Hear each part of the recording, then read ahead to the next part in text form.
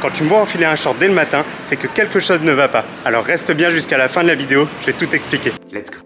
Et aujourd'hui est un jour particulier pour deux championnes de la tribu.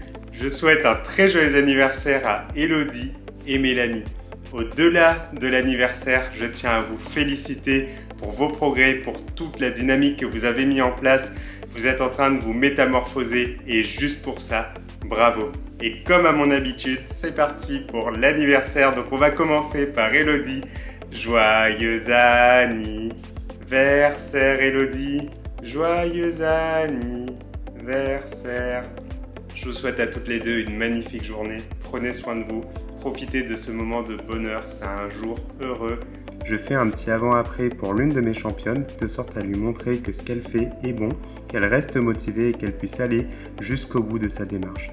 Ça va faire 5 semaines qu'on travaille ensemble. Donc on a commencé, elle faisait 76 kg comme on peut le voir ici. Et là, on est au début de la semaine 5 et 72,9. Mais ce qui compte le plus, c'est l'évolution des mensurations, de voir les mensurations diminuer au fur et à mesure. Et quand on voit que le tour de taille passe de 104 cm à 93, on a perdu plus de 10 cm de tour de taille. Et là, le jean témoin a encore parlé. Donc au-delà des photos de transformation physique, donc les photos de son corps, il faut surtout se prendre en photo dans un vêtement dans lequel on est trop serré. Et ça paye. Donc le jean, il était neuf et c'était l'objectif de Dounia de se dire ça y est, je vais rentrer là-dedans et je vais tout faire pour y arriver. Et à force de persévérance, c'est tout à fait possible. Franchement, well done. Pour adopter un mode de vie sain. Coucou ma championne, aujourd'hui j'aimerais te parler de la différence entre la motivation, la détermination et la discipline. Dès notre plus jeune âge, on nous a dit qu'il faut être déterminé, il faut être motivé, que tu manques de discipline, un réel manque de volonté. Mais en fait, c'est cette façon de penser qui nous pousse à échouer. En fait, il y a une différence subtile entre ces trois comportements. Donc dans cette vidéo, je vais te parler de la différence subtile entre la motivation, la détermination et la discipline. Je vais t'expliquer les 5 types de motivation que j'ai répartis en 2 catégories. Les 3 bonnes sur lesquelles tu dois te concentrer pour réaliser tes objectifs et les 2 pires motivations qu'il faut fuir absolument et qui expliquent pourquoi on baisse les bras. Mais avant de commencer, je dois t'expliquer la subtilité qu'il y a entre ces 3 comportements. Pour moi, la motivation se crée dans la douleur. Je vais te donner un exemple. Imagine qu'aujourd'hui, tu te balades dans la rue et là, tu jettes un œil à droite et tu vois un tigre. Tu vois un tigre qui débarque, qui avance petit à petit. Là, tu commences à reculer et tu t'aperçois qu'il accélère son pas. Et toi, d'un coup, motivation, tu te mets à courir. Tu te mets à courir si vite qu'à un moment donné, tu te dis « Ouais, mais je cours, je patauge, il me rattrape. » Et là, tu vois un vélo. Tu vois un vélo et sauf que ce vélo, il n'a pas de pédale. Pas de bol. Mais là, d'un coup, tu tournes la tête à gauche et tu t'aperçois qu'il y a une pente. Et tu te dis « C'est génial, je vais me servir de la pente. » Et donc là, tu es en plein dans la motivation. Tu es en mode survie. Il faut que tu survives, il faut vraiment régler ce problème. Et c'est comme pour une perte de poids. C'est à un moment donné, on perd confiance en soi, on n'en peut plus, on ne se supporte plus et là, on a de la motivation. Donc revenons-en à notre vélo. Tu es sur ce vélo-là et là, tu es en plein dans ta pente et que tu n'as toujours pas de pédale et tu te dis « Ok, cool, donc tout va bien. » Tout va bien et là, d'un coup, tu arrives sur le plat. Tu arrives sur le plat et le vélo, il continue d'avancer, mais tu vois que le rythme ralentit. Et là, du coup, c'est le moment où la motivation commence à s'estomper. Maintenant, tu vas devoir te servir de ta détermination. C'est-à-dire que tu vois toujours le tigre, tu l'as quand même semé, mais tu vas commencer à te dire « Waouh, là, il faut que je continue d'avancer parce que s'il me rattrape ou s'il me voit, il va me sauter dessus, il va me bouffer. » Donc là, tu vas te servir de ta détermination et tu vas te fabriquer des pédales. Tu vas commencer à pédaler pour garder l'inertie de sorte à ne pas tomber. Et c'est à ce moment-là que va intervenir la discipline. La discipline va te permettre de pédaler, continuer de pédaler parce que tu te dis que si tu ne restes pas dans cette discipline, à un moment donné, il y a ce lion qui va te retrouver, qui va te rattraper et va te bouffer. Donc tu vas faire preuve de discipline. Tu comprends maintenant la subtilité qu'il y a entre ces 3 choses. En fait, elles fonctionnent toutes et bien souvent, nous, on s'arrête à la motivation. On commence avec la motivation, mais d'un coup, dès que ça commence à s'estomper, dès qu'on commence à arriver sur le plat, on ne cherche pas à fabriquer les pédales. Et c'est là qu'on commet une erreur. C'est que plutôt que de chercher à comprendre comment créer ces pédales, comment les mettre en place, comment les mettre sur notre vélo de sorte à pouvoir pédaler, même apprendre à pédaler si besoin, on cherche toujours la facilité. C'est-à-dire qu'on va chercher en fait à faire un quick fix, à se dire ok, là, il y a le lion qui va nous courir dessus, donc on se met à courir, on se met à s'essouffler, on monte sur le vélo, on descend la pente, mais après, il n'y a plus rien qui se passe. C'est-à-dire qu'on se laisse porter. On se laisse porter par un régime, on se laisse porter par des choses qu'on nous a inculquées, on nous dit qu'il faut faire ci, on applique le protocole, mais si on ne crée pas ces pédales, si on ne les place pas sur notre vélo et qu'on ne se met pas à pédaler seul, en réalité, à un moment donné, ce qui va se passer, c'est que le tigre va venir nous bouffer. Et c'est là que du coup, on échoue un régime.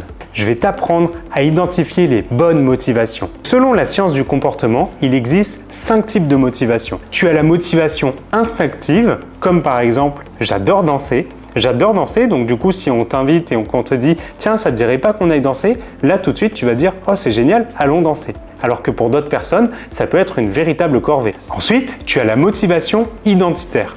Par exemple, je suis végane, je ne mange pas de viande. Il y a des personnes qui vont se dire « non, je dois faire un régime, je ne dois pas manger de viande », sauf qu'à un moment donné, c'est une motivation qui est imposée. Alors qu'il y a d'autres personnes qui ont décidé par des convictions internes de se dire « non, moi je ne mange pas de viande pour des raisons éthiques, écologiques ou peu importe ». Ensuite, tu as la troisième motivation qui est la motivation identifiée. C'est celle qui te procure un bénéfice, comme par exemple la motivation de se brosser les dents. Et oui, tu es motivé à te brosser les dents.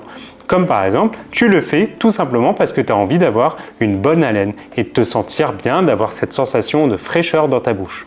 Après, tu as les deux pires motivations. Tu as la motivation interne, c'est celle qui va te demander de t'imposer quelque chose, comme par exemple je vais manger peu pour ne pas culpabiliser. Et tu as les motivations externes, et c'est là que bien souvent, en tant que coach, il faut faire extrêmement attention, et je fais très attention à ces choses-là. Et toi aussi, tu dois essayer de l'identifier de ton côté, et surtout ne jamais te servir de cette motivation-là. Mon coach me demande de m'entraîner 3 fois par semaine. Si tu comptes sur cette motivation pour faire quelque chose, ce sera voué à l'échec, parce que le jour où le loup n'est plus là, les souris danseront. Et du coup, tu risques de reprendre tous les kilos que tu as perdus. Donc comme tu peux le voir, il y a 2 catégories de motivation.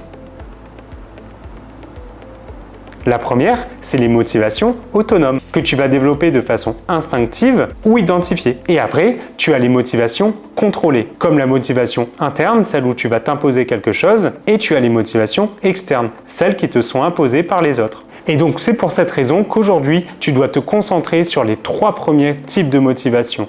Tu dois développer des motivations qui sont internes, c'est-à-dire que tu dois essayer de comprendre pourquoi est-ce que tu es en train de faire ce que tu fais. Plutôt que de chercher de faire des quick fix, tu dois essayer de comprendre le pourquoi. Et c'est pour ça que tout passe par l'éducation. Le fait de mettre des chiffres, des termes, des mots sur les comportements et sur les choses que tu t'imposes vont faire en sorte que ça va devenir plus induit, plus évident. Quand tu sais pourquoi tu dois manger moins de sucre, moins de gâteaux, moins d'aliments transformés, tout de suite, ça a beaucoup plus de sens pour toi et ça fera que tu pourras tenir beaucoup plus dans la durée. Parce que n'oublie pas qu'une transformation physique, c'est avant tout un travail de toute une vie. C'est-à-dire que ce tigre sera toujours derrière toi et qu'il faudra toujours pédaler.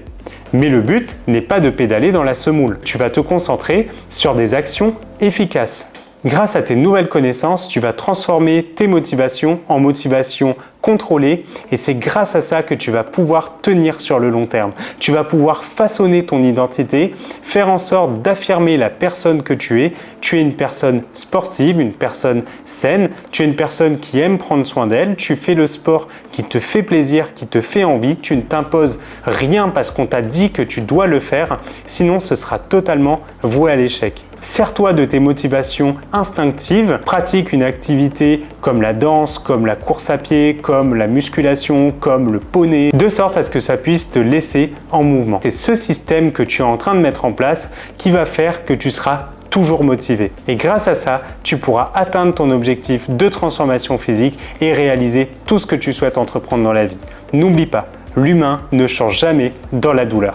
Alors voici ton plan d'action. Dès aujourd'hui, tu vas identifier tes motivations contrôlées. Tu vas toutes les lister en 2 catégories. Tes motivations internes, comme par exemple je vais faire 1 heure de cardio tous les jours pour maigrir, ou je vais manger peu pour ne pas me sentir coupable, ou encore je ne vais plus manger de chocolat pour maigrir.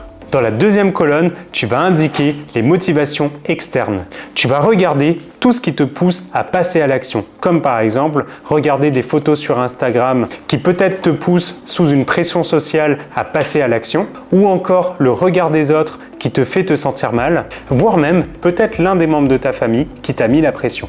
Une fois que tu as dressé cette liste, tu vas rayer ces motivations de ton esprit. Tu vas te dire que si tu restes avec ces motivations, tu échoueras quoi qu'il arrive. Maintenant, tu vas prendre une nouvelle feuille. Tu vas te dresser 3 colonnes et commencer à lister tes motivations instinctives par rapport à ton objectif. Si par exemple ton objectif est de perdre du poids, tu vas commencer par lister toutes les choses positives qui vont te permettre d'atteindre ton objectif. Comme par exemple, j'aime cuisiner des bowl cakes, voire même courir, ou peut-être danser, faire du tennis, voire même faire du poney. Ces motivations instinctives sont merveilleuses, car elles te permettent de réaliser des choses sans aucun effort. N'oublie pas mon histoire de vélo. Tu es en pleine pente, ça roule tout seul. Ensuite, tu vas définir tes motivations identitaires. Tu vas te poser cette question. Quelle personne je souhaite devenir? Pose-toi vraiment cette question. Aujourd'hui, pour ma part, je m'identifie en tant que personne saine, en tant que personne épanouie dans son alimentation. Aujourd'hui, je fais tout pour éviter les frustrations. Je veux vraiment prendre plaisir et à chaque fois que je me dresse une assiette, je dois vraiment kiffer. Je me pose toujours cette question, est-ce que si je dois mourir à la fin de ce repas, est-ce que je mourrai heureux? Et la réponse doit toujours être oui.